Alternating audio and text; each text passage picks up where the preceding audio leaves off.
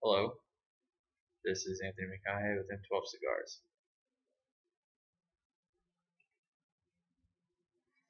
Alright, today we're going to go ahead and discuss cigar etiquette and cigar pairings. Now, let's start with cigar etiquette.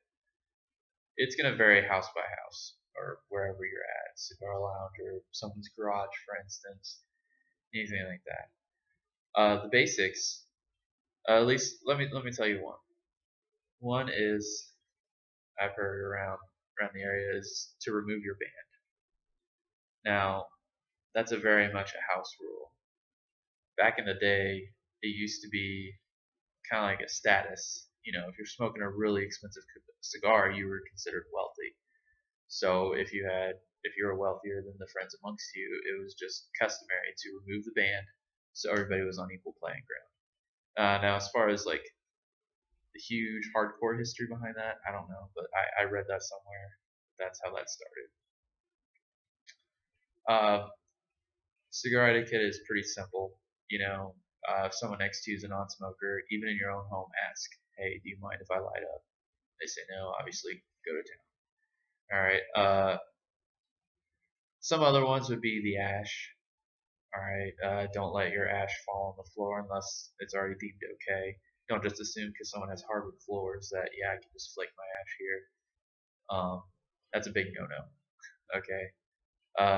The way me and my friends do it, I set out ashtrays, but a lot of times we just let it drop on the floor and I just sweep it out.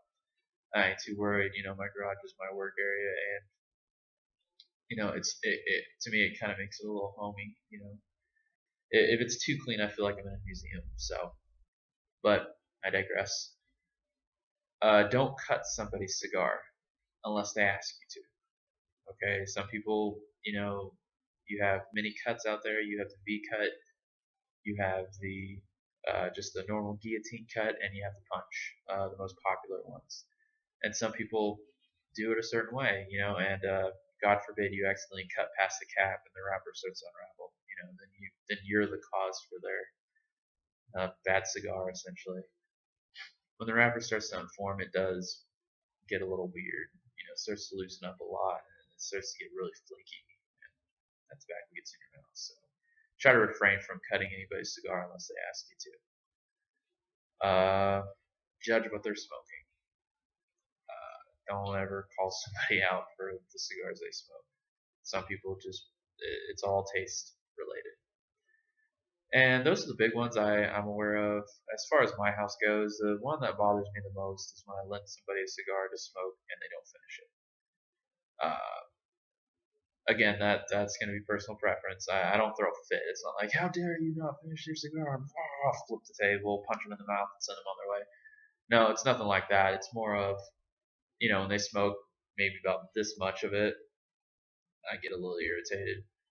And then they set it down and they're like, oh, I just can't finish it. And I'm like, well, you shouldn't have asked. But like I said, it varies house by house. The big thing you can do for cigar etiquette is just kind of establish it, and most of the time, people who you smoke with are going to be really cool. This is more for like a public area, not so much your own home, but generally in the public, you don't want to smoke when somebody is around and they don't want smoke around them, or uh, when you're at a cigar lounge, you don't want to ash on the floor.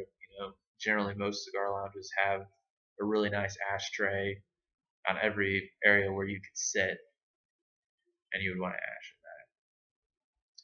But then other than that, it's just basically general politeness, general manners, So always try to keep that in mind when you're going to a cigar lounge. All right, now we're going to talk about cigar pairings.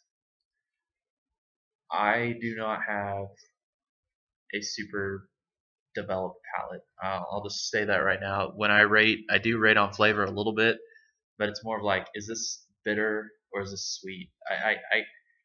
I don't really buy into the woody, nutty, foresty, caramel, chocolate. I don't really see how somebody can get that out of a cigar. If you can, excellent. Everybody's taste buds are different. For me, it's just more of what goes well with a cigar. All right, you do pick up on some things. Like if a cigar is really strong, By strong, I mean full strength, nicotine or full bodied, where it does pack a little bit of a punch.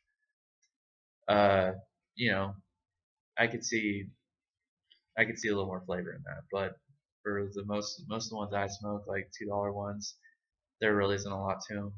I've had some where I picked up a little bit of nuttiness and a hint of vanilla. It was really weird, but other than that, it's nothing spectacular. So if you do taste something, there's nothing wrong with you. It doesn't mean you're wrong. It's just everybody's taste buds are different. I've seen some guys on here and they're picking out this plethora of flavors, and I'm just sitting here going, I'm smoking the same thing, and I'm like, I ain't getting that. But like I said, this is for the everyday average Joe cigar smoker.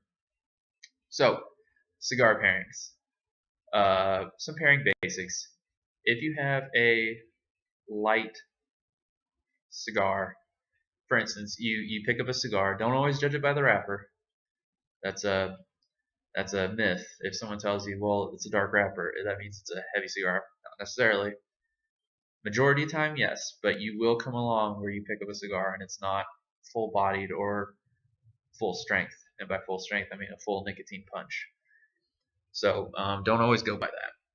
But if you pick up a cigar that you know is full bodied, full strength, you want to have a beverage, or I wouldn't suggest a full meal, but maybe some dark chocolate to go with it.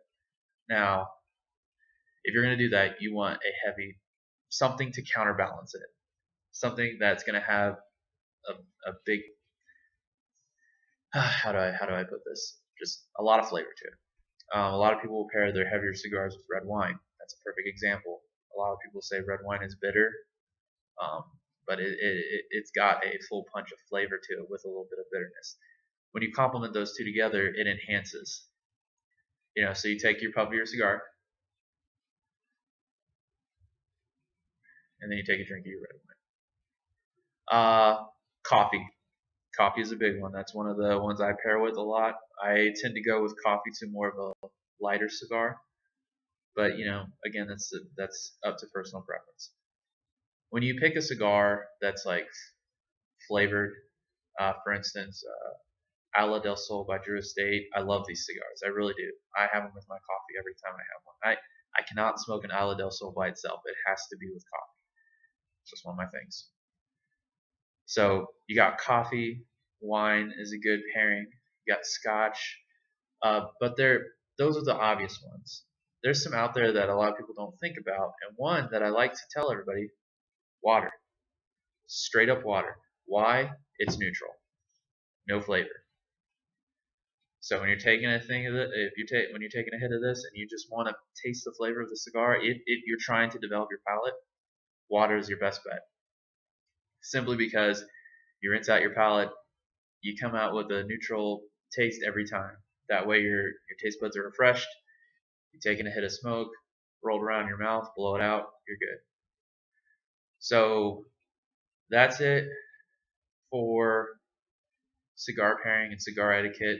This is the CAO Travitas. I should be coming out with a video blog tomorrow evening with my rating and what I thought about it. I'm going to tell you guys right now, it's a good cigar. I like it. A little bit tight on the draw, and that's usually a big no-no for me.